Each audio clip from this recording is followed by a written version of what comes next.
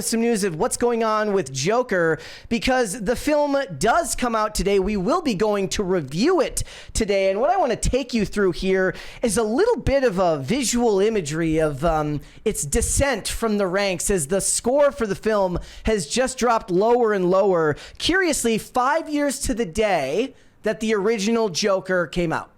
Yeah, which is way too long, so as I said before. Last night, I sent Mary this from the Hollywood Handle that said Joker 2 is currently sitting at 56% on Rotten Tomatoes. Now, that was funny because it was 61% just the other day. Still pretty bad. Still pretty bad. But then I'm looking at it now, it's 44%. Well, yeah, so this is what the next thing was. Then it dropped to 48%, and they said Joker 2 has fallen to 48%. And right before we went live, I said, I'm just going to double check and see if it's still there. No, in fact, it's actually dropped all the way to 44% on Rotten Tomatoes. Wow. People were actually giving us crap the other day because when you were gone, we did a segment where I accumulated a bunch of the early reactions that people put out on Twitter about the movie, and I just found a bunch that were good and a bunch that were bad, and people got mad because I put fans divided over the movie. Like, we're not divided. Everyone hates it. I was like, well, the existence most of the people haven't seen it yet, so give it a chance. And most of you in the poll today are saying you're not even planning to watch it. Yes, we do have a poll up in the live chat. It doesn't look good for them. We have another $25 super chat from Jose Quintana.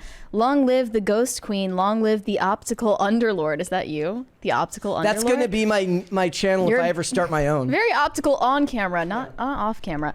I'm off to Puerto Rico for vacation. Please keep the country in line. Long live PCC. We'll try our best. Thank you. Thank you. I have a question for you, Jose. Have you ever heard of the annexation of Puerto Rico? He probably has.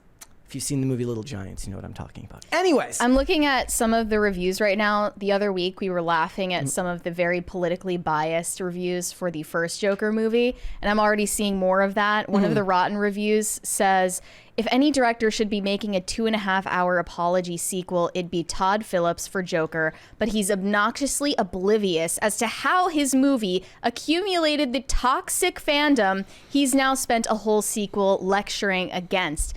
So what we're looking forward to is in a 2.5-hour long apology video for the first Joker. So basically, it's like, look, we made a movie about a guy who's been beaten down by society, you know, failed at every turn, and now because a bunch of lame journos in the mainstream said that that's bad, I had to spend $200 million to apologize for making a movie about how somebody had a rough life. You made inner city social workers look bad, and you mobilized white incels into violence against minorities. Which never happened. The funny thing about this is, guys, so the original film grossed $1 billion. It opened to $96 million domestically on a budget of $55 million. Here's the problem. This film is looking to open to just $50 to $60 million domestically on a budget of $200 million. It's looking to take in about $150 million all in worldwide. But again, remember that when you get the budget for a film, you take the budget, you times it by 1.5 if you want to add in the marketing for that film. And then when you get that opening weekend, in this case, $150 million, you then divide that by 2 because they're splitting that with the theaters, which means they're going to take in $75 million of that $200 million budget, not including marketing. And what they would have going for them would be strong word of mouth like the original film had. It had a lot of intrigue from the culture because of crazy reporters saying that there was going to be incels causing riots at the theaters, which I use this as I always say that my dad, he's the bar you set. If my dad has heard of it, that means it's reached a certain zenith in the culture. Well, I don't know if my dad has heard about Joker 2 Electric Boogaloo, but I do know that it doesn't have the cultural relevance that the 2019 Joker movie had. So making up that budget's going to be infinitely harder. That's on top of the fact that right now, look, a lot of the responses when we asked people if they're going to see it was, in this economy? Yeah. In this economy, bro, I can't afford bread. Am I supposed to go and spend $30 on a movie that's going to lecture me?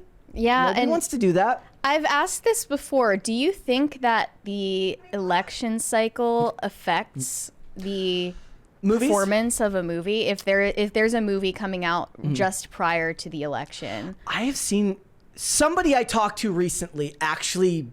Who the hell was I? We I got a literally 20, just had sorry. this discussion with somebody. Jose Quintana said the spoils of Spanish-American War way back in 1898, yet Puerto Ricans are American citizens. No green card needed here. Long live PCC. Well, the annexation of Puerto Rico was also a genius football play in the movie Little Giants. So that's what I was talking about. You just went into some geopolitical mishgas. I don't know what that's all about. I know that it was a play in Little Giants, which Devon Sawa, executed to perfection. I mean, I think that what you're saying about the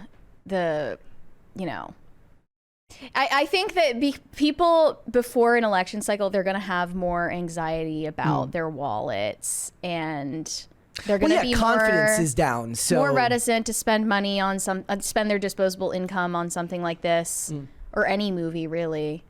So that could affect it.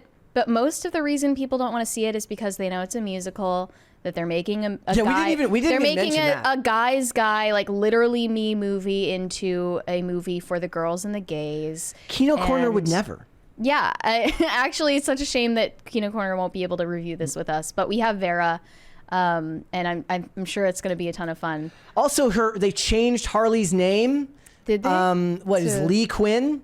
Remember, What? we mentioned that they don't call her Harley. I didn't know that. This is you kind also of said like, there's a twist at the end, which I have not revealed that to you. I got You're not- spoiled. I got spoiled on that. But it's the same. It's in the same tone as like what happened with the Penguin right now, where Oswald Cobblepot has been changed to Ozcobb because the people who are making these things, despite the fact that they know that superheroes pretty much subsidize 3/4 of Hollywood right now, they're not proud of the source material. Therefore, they still want to make changes at every corner. You can't call him Oswald Cobblepot. You have to call him Ozcobb, even though that sounds like a weird political ideology like ANCAP.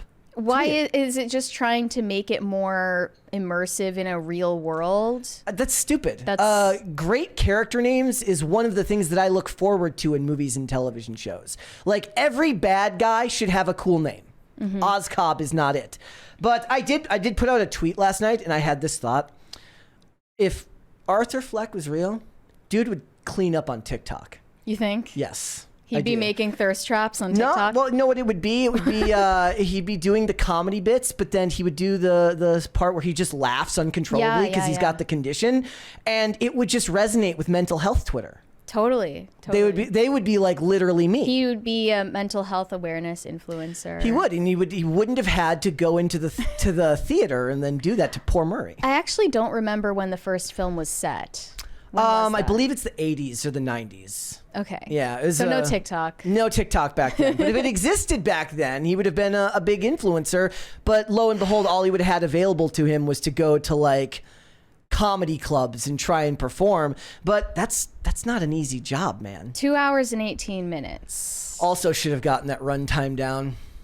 Should have gotten that runtime down. But wasn't the first one long too? Yes, it was. It was The over, first yeah. one, I mean, that's not like a death sentence. 80s. Let me find it. The poll is ambiguous. Original runtime was 2 hours, 2 minutes Still, for the 2019. look, I want all movies to be an hour and 44 minutes now. That's just me. I have the attention span of a gnat, which is why I would have liked Arthur Fleck on TikTok back in the day. Look, they've got a lot of stuff working against them. If they're going to make a profit, they are on an uphill battle right now. I understand that when you make a movie like this and you're bringing back Todd Phillips and you're bringing back Joaquin Phoenix, they're not going to do it for less money. They're going to get substantial pay raises, but $200 million is a large amount of money. It's kind of like they're talking about how they're making that Rugrats live action CGI movie. Why don't you just light your money on fire and throw it into a fireplace? Nobody's going to watch the that. millennial nostalgia, Brett. That's like, I looked at that and I was like, who is this for?